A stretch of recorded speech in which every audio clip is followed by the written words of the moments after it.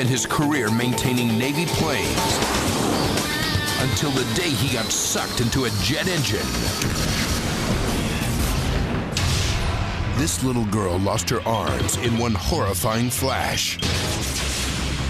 See how she overcame adversity to live the life she wanted. I can pretty much do just about anything with my feet that you can do with your hands. Artist Lance Ozanic draws his inspiration from deep within. The canvas creations that are making a real splash. Plus, how one man's taking body suspension to a painful new level. And the blue goo keeping this beautiful woman young and sexy for eternity. Unbelievable? Believe it. On Ripley's Believe It or Not.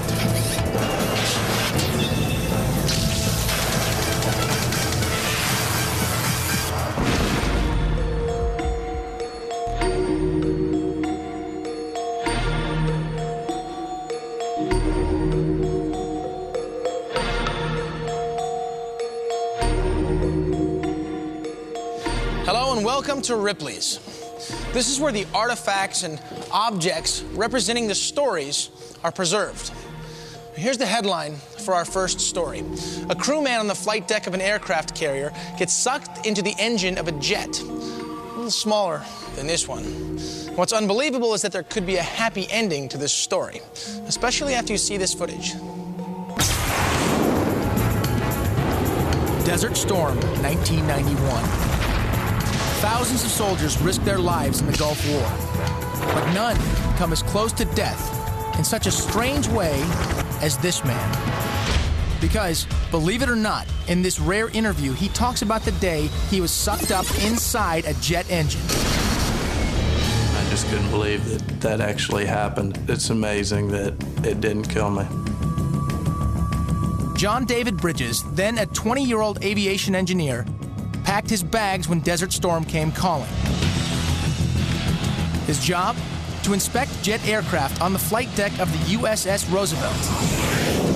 A tireless job, but he knew pilots' lives depended on it. We pretty well lived back at the catapults. We was up on average of 20 hours a day, and we was highly fatigued and stressed and just tired. We couldn't take showers. We ate out of box lunches every day. You're just dead to the world. You're so tired. Little did John know it, but a routine day on the job was about to change his life. It was while training a new recruit that disaster struck.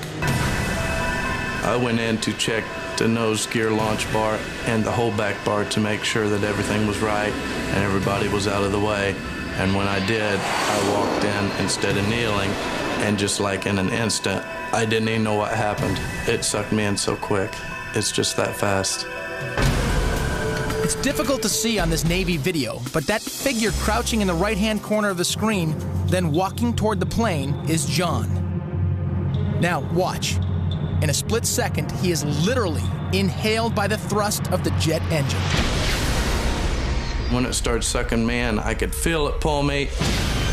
In a split second, I tried to pull away, and there was no way possible. It pulled me in like a bolt or dirt or some other material. The flames shooting out the back are John's clothes being spit out by the engine. He would surely have died if not for one thing. Amazingly, his body had been wedged tightly against the turbine's nose cone. As soon as I got sucked into the intake, it sucked all the air out of my lungs, and I couldn't breathe, I would say, for maybe a minute. And the safety observer shut the jet down, and that's when I started breathing again and crawled out. But how badly had John been mangled? Would his uncanny accident leave him a broken man? Miraculously, the only injuries John sustained were a fractured collarbone and a punctured eardrum.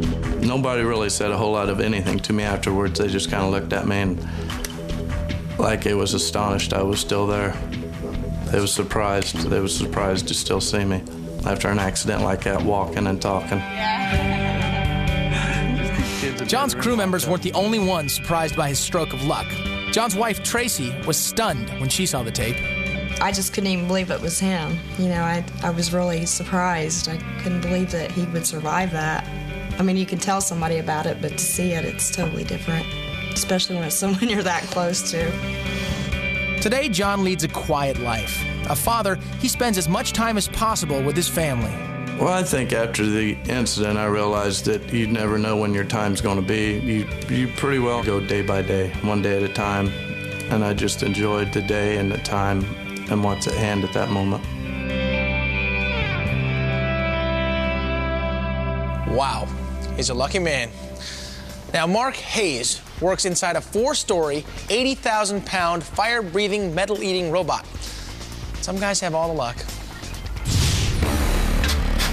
He's nearly 2 times as tall as a Tyrannosaurus Rex and weighs 3 times as much. He spits 20-foot flames and chews up full-size cars. Now, this fire-breathing mechanical monster could be biting off more than he can chew, attempting to crush 3 full-sized cars in its massive jaws. Mark Hayes is the mind behind this mix of high-tech wizardry and reptilian splendor, and he's giving Ripley's an exclusive first-time look inside the beast he calls Robosaurus.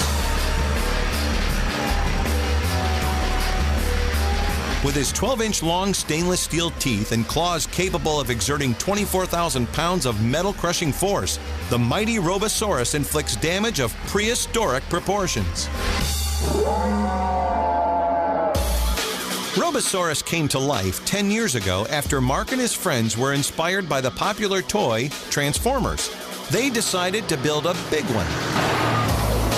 The 3 of us kind of sat around and said, let's build a giant robot that's half robot, half dinosaur, and it's the world's largest transformer. And then let's have it eat cars. The idea of Robosaurus became an obsession that took Mark and his partners almost 2 years to complete at a cost of over $2 million. Making a giant toy like this, it's every kid's dream. It was a blast. Just the first time you saw a kid's face just light up when Robosaurus came to life, it was all worth it. And being the brain of this car-crushing robot is no easy job. Piloting Robosaurus is multitasking taken to its limit. To have your arms locked into devices, move your arms to move the robot's arms, all your fingers are on double-sided switches controlling devices, having your feet on pedals to drive it. Add to that you can't see that well, so you've got to use a video camera and a monitor quite often. For Mark, Robosaurus has become a family affair. While he's piloting the robot, his 21-year-old daughter, Serena, is the special effects coordinator. Okay. I love working the Robosaurus with my father. Yes, my dad owns a 42-foot tall robot that eats cars and blows fire. What does your father do? As Mark and his daughter prepare to put Robosaurus's car-crushing ability to the test, they check and recheck to make sure everything is running smoothly. Because the crew is working with heavy equipment and fire hot enough to incinerate a car, there are always possibilities for things to go wrong. Probably the biggest danger has to do with fire. You have to be really cognizant of what direction the wind is. When these cars start burning, it gets to be a pretty big fire. Finally, it's showtime. Thousands have gathered to see the Robosaurus in action.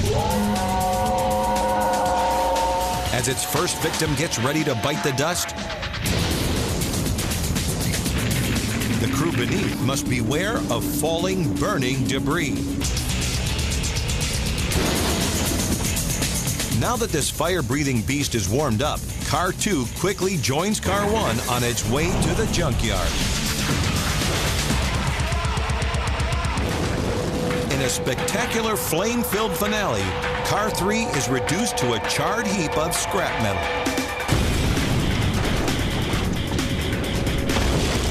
Seeing the burning carcasses littering the ground, Mark knows another successful robo show is under his belt. It was wonderful. A little hot in there. Got up to about 110 degrees inside the cab. Wonderful show. 83 cars, mass destruction, lots of flame and wreckage. I mean, it was a good day. After a busy day of destruction, Robosaurus transforms into a trailer. Once it's hitched to a Mack truck cab, Mark and his giant robot move on to their next destination, always in search of more carnage.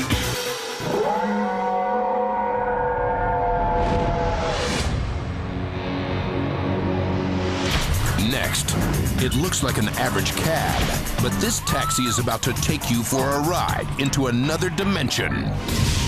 Plus, this is no ordinary suspension. Find out why this guy risks getting ripped apart like a wishbone.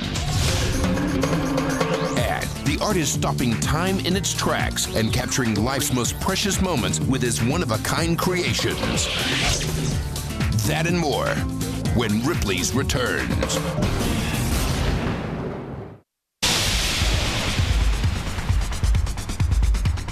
There's a cab driver in Aspen, Colorado who has the nerve to charge over $100 per half hour to ride in his taxi.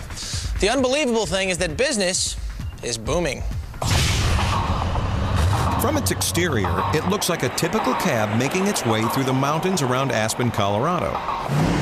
But once inside, anxious passengers realize that this is no ordinary taxi. It's an electrifying e-ticket ride into another world. Let's go. John Barnes is obsessed with being a cab driver. After rescuing the taxi from the trash heap and restoring it in his garage, the one-of-a-kind cab was born. Driving the ultimate taxi is kind of a job that I was able to create and mold into my own vision of a spaceship of fun that took on a life of its own. The progression from 1978 Checker to the ultimate taxi began when he started to customize the cab. The first accessory he added was a sound system. Now, 10 years of tinkering and 150 modifications later, the incredible list of features boasts 800 feet of fiber optic lighting, 296 light bulbs, and a laser light show. I've got fog effects and stage smoke effects and mirror balls and color-changing stage lights and just about everything you'd see on Broadway or at a Las Vegas stage show.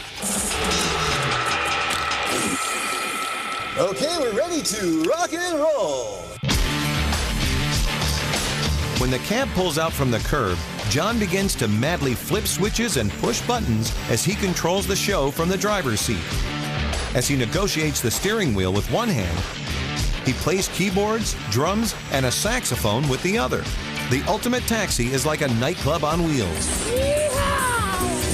But what really excites John is his latest addition, a real-time internet connection that broadcasts the insanity straight from the back of the cab right onto the World Wide Web. The car is literally throwing 600 pictures an hour to the internet to see what's going on inside. I always remember the rides when people take their clothes off in the back, moon people out the window, things like that. It's safe to say that John's eccentricity and his obsession for making modifications ensure that the ultimate taxi will always have new surprises in store for future passengers.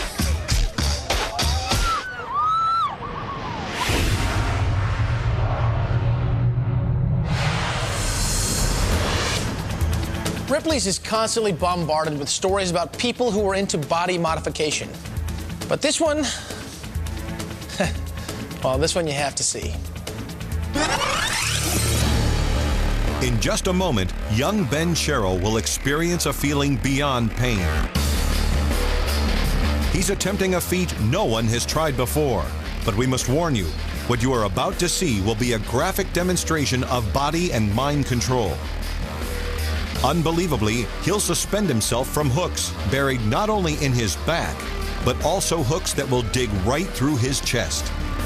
And what makes Ben's suspension radically unique is that he'll be pulled in opposite directions.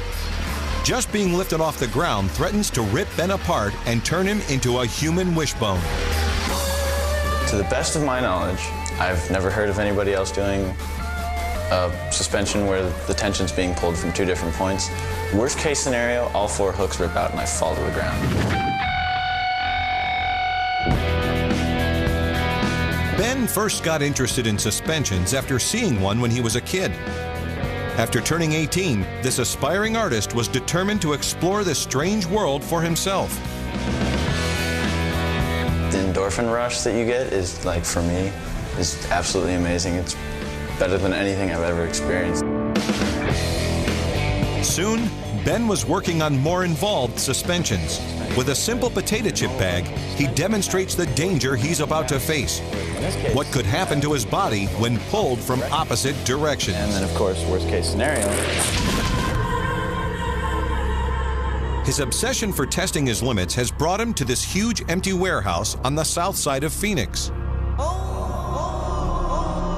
Helpers, high in the rafters, secure 4 ropes through pulleys. Give Ben some energy. Meanwhile, lead rigger Steve Hayworth prepares the skin on Ben's back for the insertion of the first 2 hooks. First, he marks and stretches the skin. Then an antiseptic gel is applied. Right before, like, I'm getting pierced, and you get a little nervous, a little tiny bit, and then once you get the first 2 hooks in, you remember that it's really not that bad, you know? Apparently I have good skin.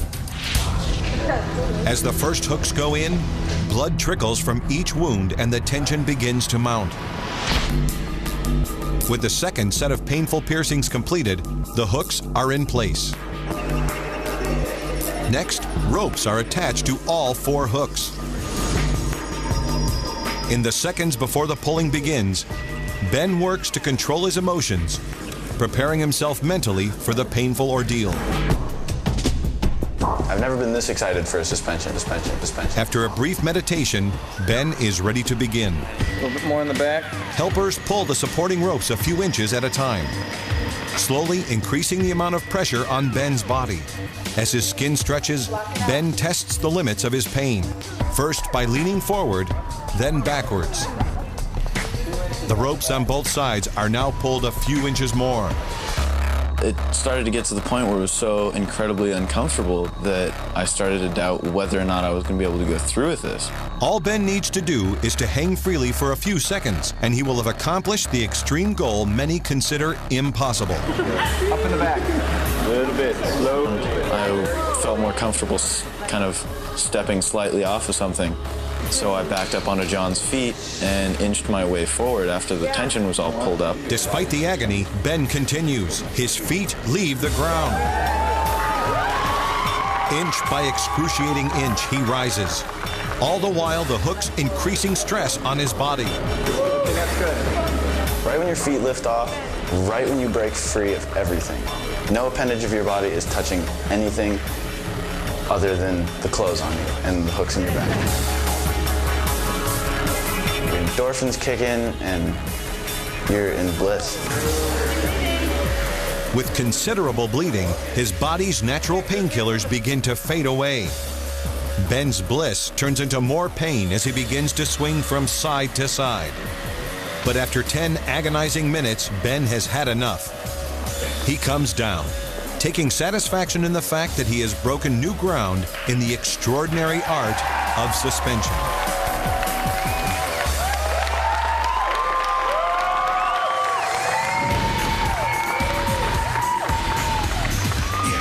Definitely worth going out, and I definitely look forward to trying it again, trying to get higher.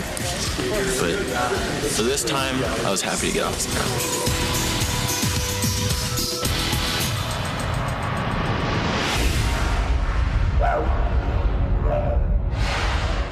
As you just saw, human skin is easily punctured, but not easily ripped. It can hold about 95 pounds of pressure per hook.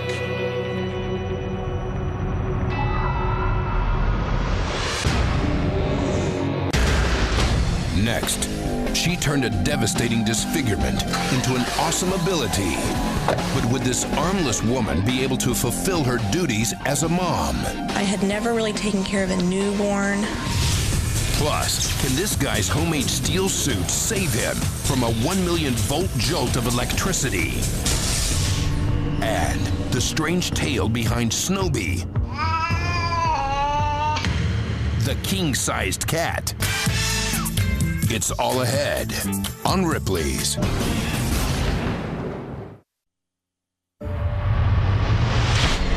Ripley world of unbelievable animals.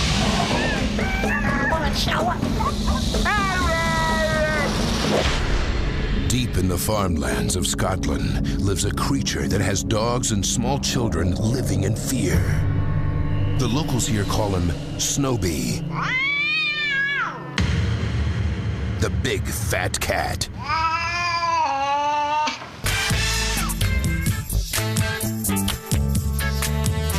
But I call him muscular, not chubby.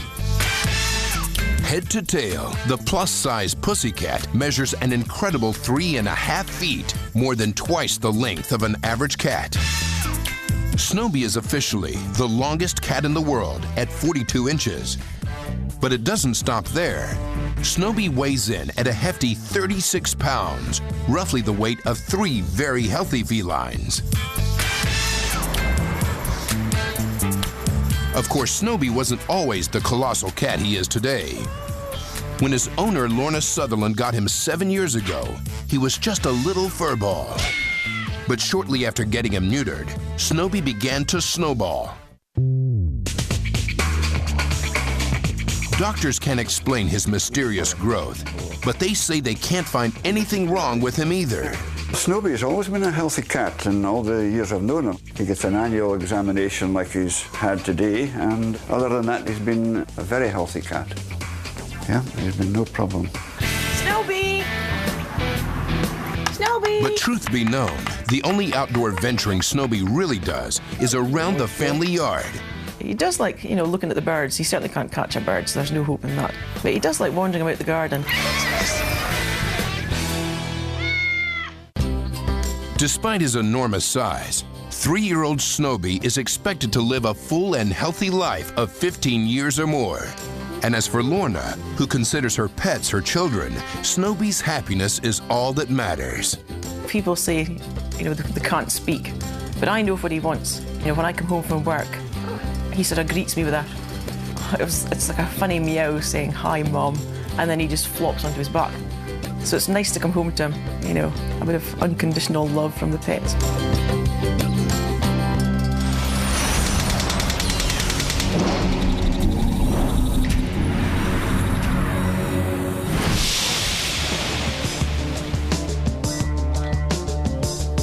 Some of the most extraordinary stories here at Ripley's involve people who have overcome personal tragedies and gone on to live full, happy, and complete lives. And Barb Guerra is a shining example. Barb Guerra was a happy, healthy little girl, and growing up in Texas, her childhood was pretty typical. But when she was only 2.5 years old, an accident changed the course of her life. I was outside playing. There was a transformer box there. The door was open, and I used the wires to climb up. And the electricity went in through my hands. I don't remember anything that happened. A vicious jolt of electricity traveled through the exposed wires, burning her hands and her arms so badly, doctors were left with only one choice: amputation at both shoulders. Not surprisingly, Barb's unique situation made it very tough growing up. I would say my childhood was not easy. I wasn't very happy with myself. Didn't have a lot of confidence and self-esteem. The cruelty of other children didn't help. Kids are pretty cruel. I always knew that I was different and didn't like that. But Barb did have some things in her favor. For one, she had parents determined to see their daughter as self-sufficient as possible. A therapist told my parents one time that the hardest thing they'll ever have to do is to sit on their hands and make me do things myself. There was times when my mom said, "You go in your room and you get yourself dressed and you do not come out until you're dressed." And she went out in the living room and cried. And she said 15 minutes later, I came out and I was dressed. Growing older, Barb began developing a sense of self-confidence, even trying out for school activities like the swim team. I have a strong will and a strong determination.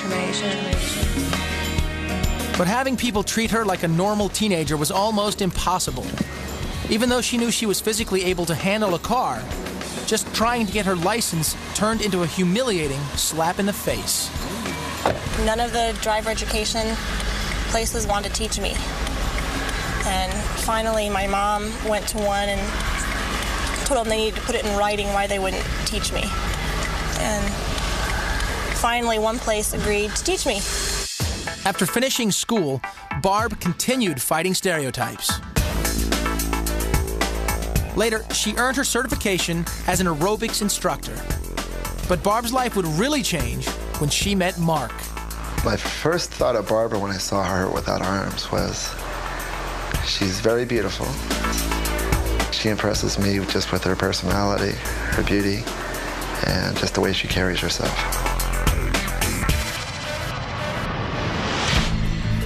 The two got married, and like a lot of young couples, Barb and Mark began thinking about raising a family. But would Barb be able to handle all the responsibilities that come with raising a child?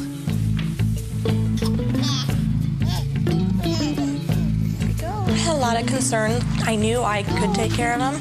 I mean, I spent most of my teenage years babysitting other people's kids, so I knew I could, but I had never really taken care of a newborn, and 24/7, you know, it's rough. Did that tickle? There's nothing rough about this amazing young mom. She uses her incredible dexterity to handle the most delicate tasks with tender, loving care. I can pretty much do anything, just about anything with my feet that you can do with your hands.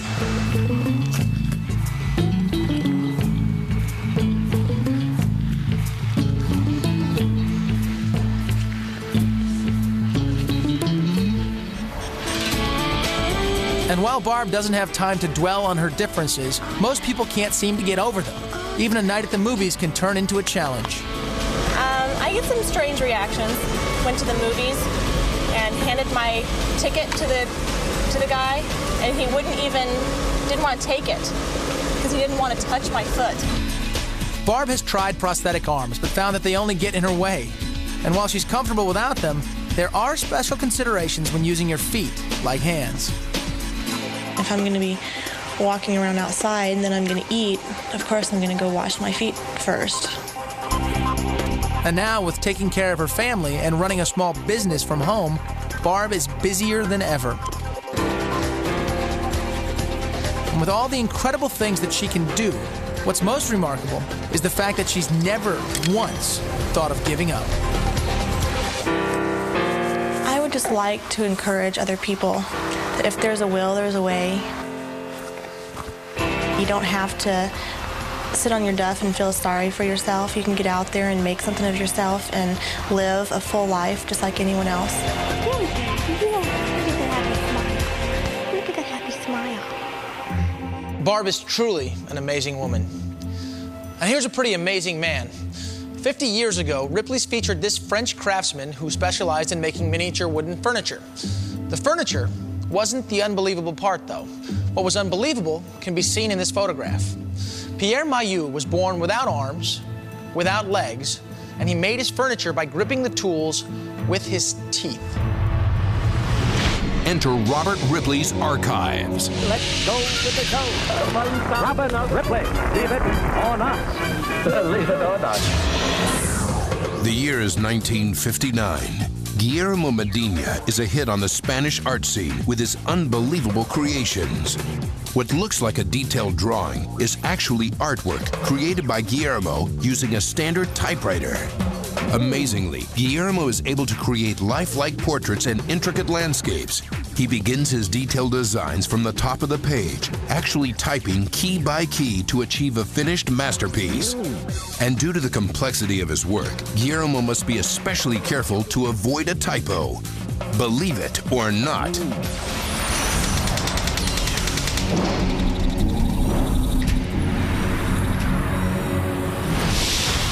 Still ahead, the artwork that's really hard to stomach because Lance Ozanic doesn't use paint. He uses puke. Plus, everyone gets wet and wild at the world's largest water fight. And the guy preparing to go face to face with 1 million volts. Next on Ripley's.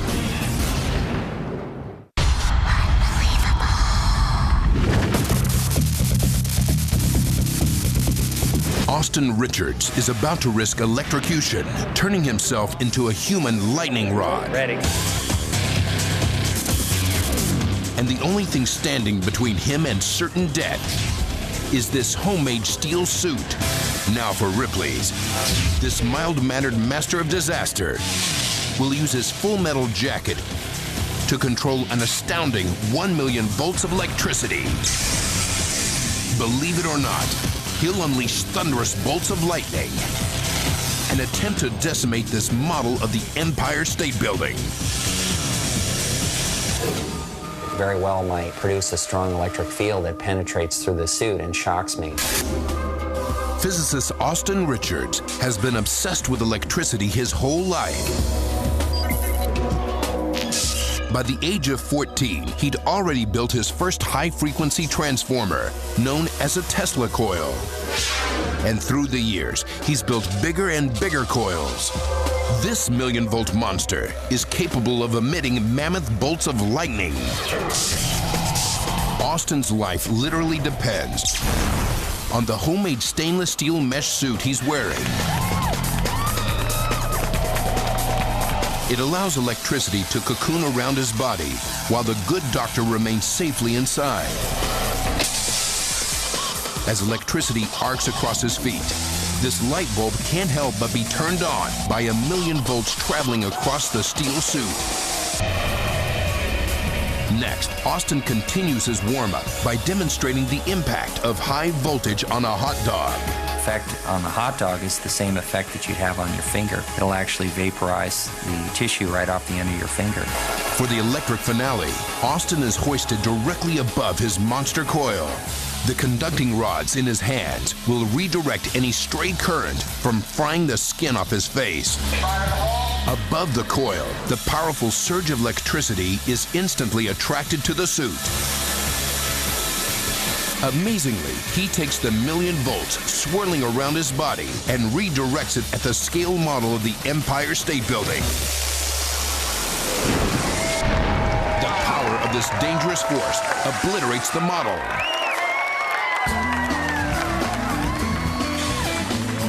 Triumphant, this human electrode is lowered back down. Having cheated death again, Dr. Austin Richards and his stainless steel suit have accomplished the goal and come through unsinged.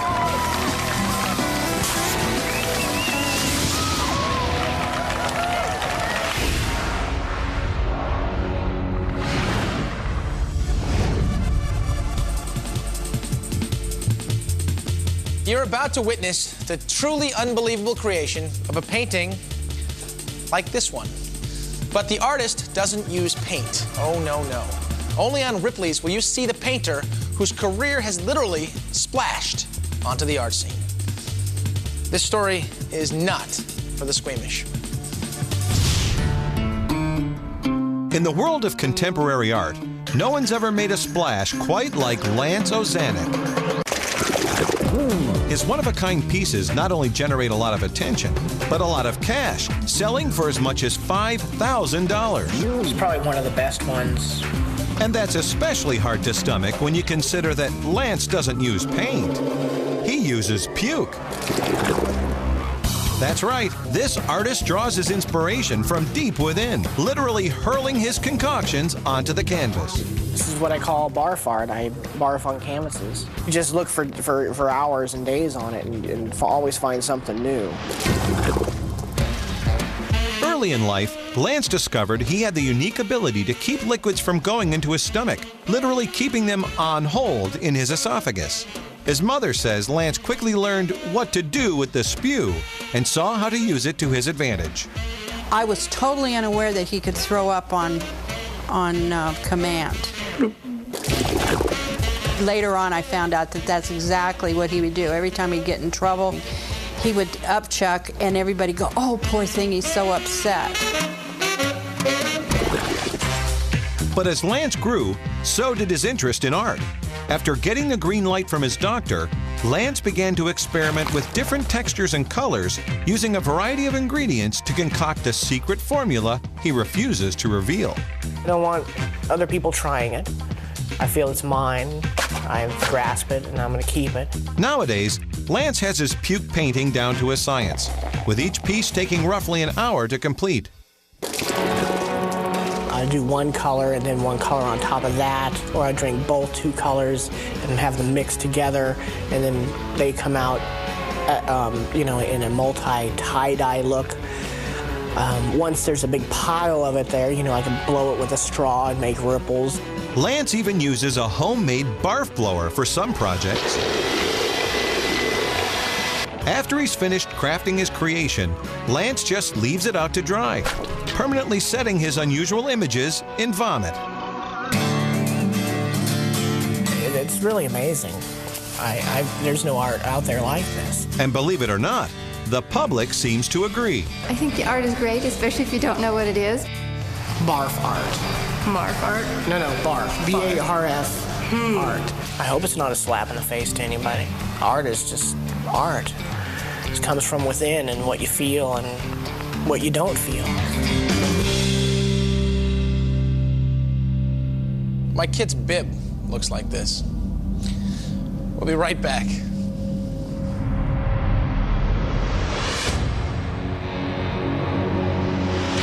Next, this is no riot. You won't believe what goes on at the most intense water fight in the world. And these people are freezing their most precious moments for eternity. The amazing 3D trend taking the place of pictures. You're buying your own little chunk of immortality. That and more when Ripley's returns. The new year is cause for wild celebration all over the world.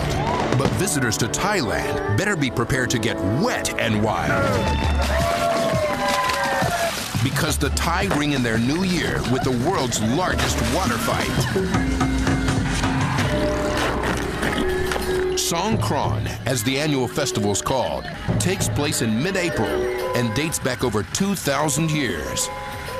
It started with a Thai custom of splashing scented water as a way to cleanse the spirit. Through the years, the festival continues to grow bigger, wetter, and wilder. Now, throwing buckets of water is common, and large squirt guns are the latest rage. People travel from all over the world for the massive water fight that covers the entire country, believe it or not.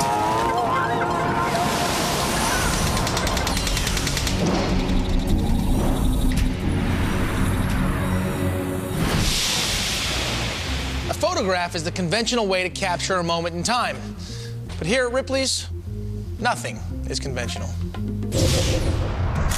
In this age of digital cameras and high-tech gadgetry, people can preserve a special moment forever with the simple click of a button.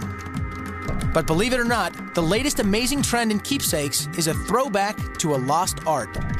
Because creator Michael Gaynor is immortalizing his customers in some very elaborate 3D plaster castings. It's sort of like a photograph. I mean, it's a permanent record of who you are exactly right then, right? It'll take detail down to the fingerprints. Although casting body parts is only a part-time venture for this full-time computer programmer, his San Jose, California home is literally covered with the faces that he has duplicated. I really like the faces.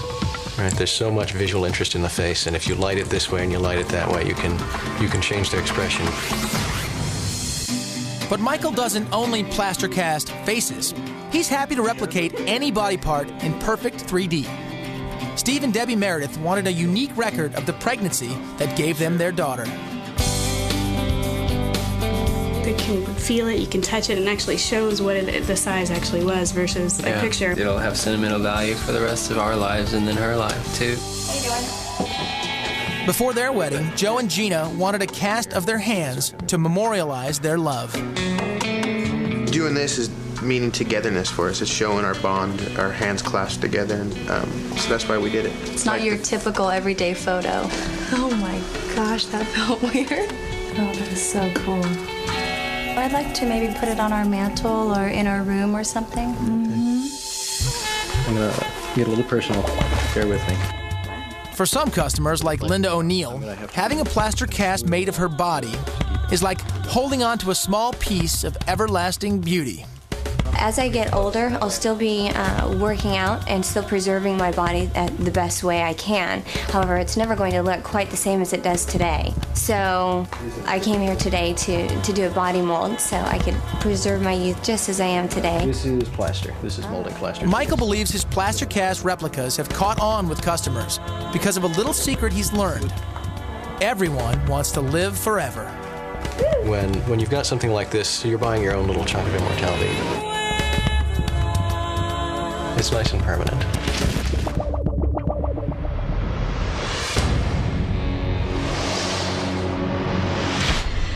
Michael has even been commissioned to mold bonded bronze casts of male clients' private parts. Might be too much information.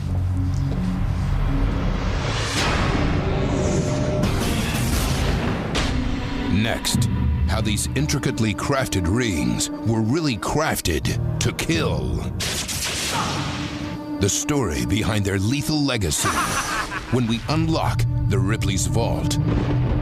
Next. You're watching Ripley's Believe It or Not.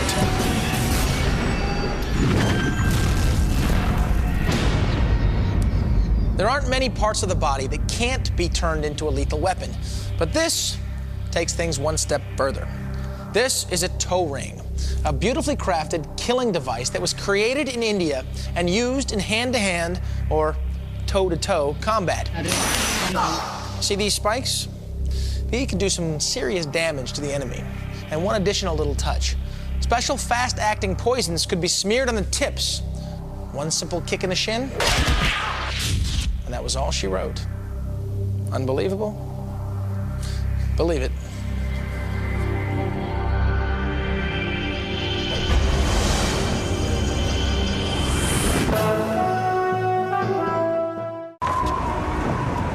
There are certain things the human body really doesn't want you to do.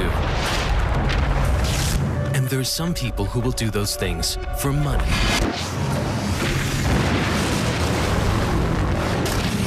Fear Factor, Saturdays at 7, only on Schiller. Scary good.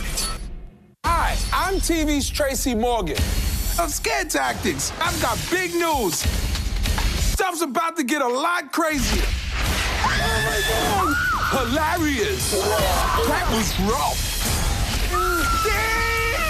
Scare Tactics, back-to-back episodes Sunday starting at 7 on Schiller. Schiller presents a shocking new investigation. Up until this point, you've not heard what really happened in that house. It was the oldest son, shot his mother, shot his father. Things were moving and flying all around the house. It unfolded big wings. You saw the films, but they lived the horror. What I witnessed in that house still sticks with me today. New evidence you won't believe. These noises kept coming closer. Did you guys hear that? I don't know if I'll ever get over that scare. An original special, Real Fear, the truth behind the movies. Premieres Sunday, March 11th at 8, only on Schiller. Scary good.